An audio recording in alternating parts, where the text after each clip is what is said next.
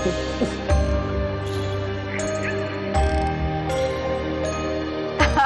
back. Time now 5:12. Today is National Pumpkin Carving Day. That means it's time to carve. Here's a sneak preview of what we've been working on this week.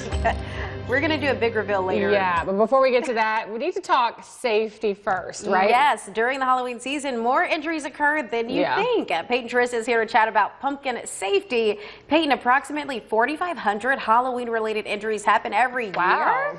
Exactly, and almost half of those injuries are from carving pumpkins and those types of activities. So for Halloween, we want to make sure that you leave the operations to being done on the pumpkins, not on you. But we know that these orange round things can be slippery, hard to dig into, and usually takes a lot of force and sharp tools to carve them. So we figured a surgeon would know the best practices about carving a pumpkin and safety. Moms, dads, guardians, and grandparents, this is no trick. Did you know that Halloween often results in serious hand injuries, requiring 3 to 4 months for rehabilitation? It's mostly sharp injuries to the hands and arms related to using the wrong equipment or putting your hands in the wrong place. What type of injuries can occur? Can you really get hurt from carving a pumpkin? Yeah, so I think a lot of people use kind of old-fashioned kitchen knives, and obviously those are very sharp and not very delicate. So lacerations to the hands that damage tendons and nerves and blood vessels are not uncommon.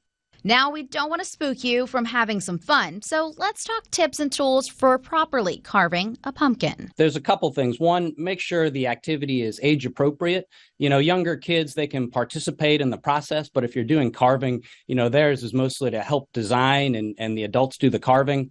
There's also a lot of pumpkin decorating activities little kids can do. They can paint and use stickers and glitter and that kind of thing. Also, adult supervision is a must. Choose a sturdy location, keep hands and tools dry. Don't put your hands inside while carving. No knives. Use proper carving tools. Don't rush, take your time, and use small, controlled motions. What I think people don't realize is injuries while trying to carve pumpkins are the most common reason kids get hurt during the Halloween season. To help avoid a trip to the ER, take these precautions when carving pumpkins so that the only trip that you take with your little ones is down the street to say, "Trick or treat." Happy Halloween.